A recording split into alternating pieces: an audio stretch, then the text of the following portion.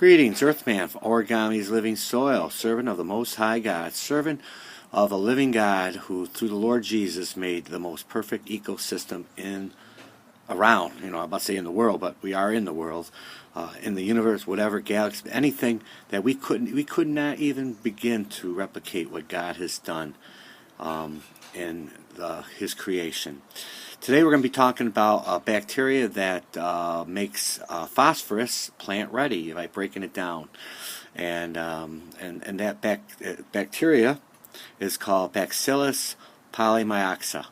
First, let's talk about phosphorus and how Bacillus polymyxa plays a part. And I think I said it right. I'll have the spelling up on in the description and in the title.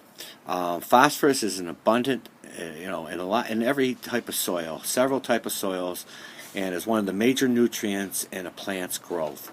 The overall phosphorus use efficiency found in phosphate, fertilizing applications is low because the formation of insoluble complexes. In other words, it just becomes too hard for the plant root system to break down, and it takes forever for the pH fluctuations to do it for you.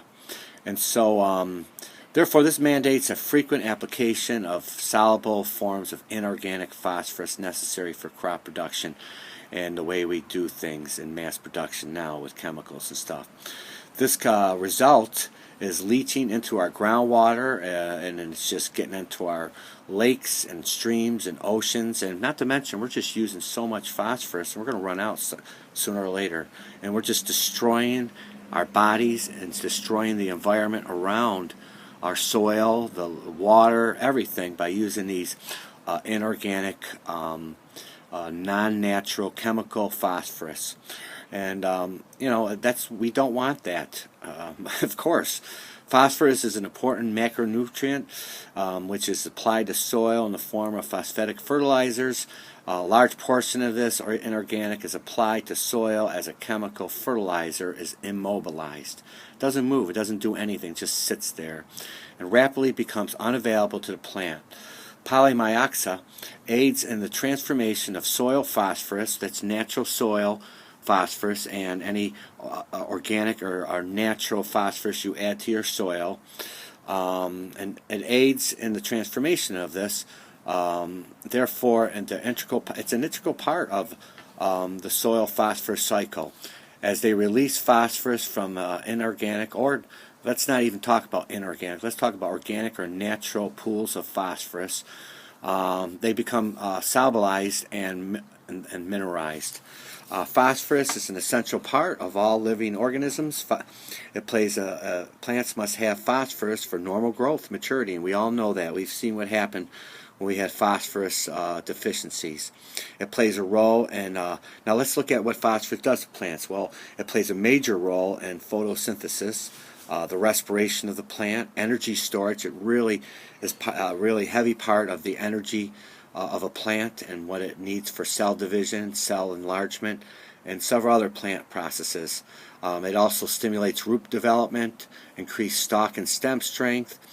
Here's a major one: improves flower formation and seed formation, more uniform and earlier crop maturity. I mean, that's going to happen if you got a rich amount of available phosphorus, and the improvement of crop quality, increased resistance to plant disease. And we know how that can happen. It just happens, and then you're like stressed out, like, what's going on with my plant? Is it this or that? But it ends up being some sort of plant disease. And a weak plant is going to get, it's going to get disease. And also it supports the development throughout just the whole life cycle of a plant. And so Bacillus polymyxa, I could, like I said, I don't know if I'm saying that right or not, but you'll see the pronunciation written down in the description. And so so I have some fish meal here, which is high in phosphorus and nitrogen.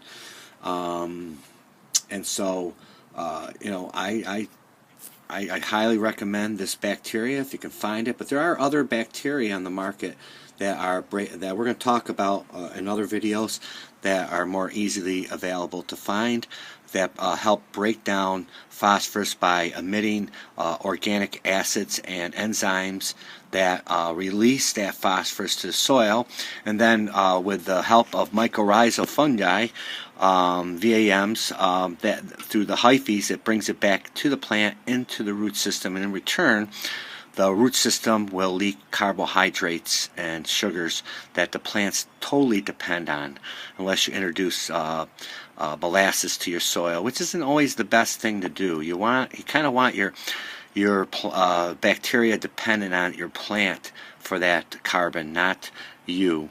It does boom the population, which is a positive thing, but you don't want to do it very often because, like you say, you want your plant to depend on the bacteria for its phosphorus that it needs. So, well, this is Earthman, Origami's Living Soil, and like I said, we're going to be talking about other bacteria down the road. May God bless you. I love you guys. Please hit like if you like the video, subscribe to see more a different type of bacteria so you can make living soil the way God intended it, plant and the plants to grow in living soil, period. So God bless you.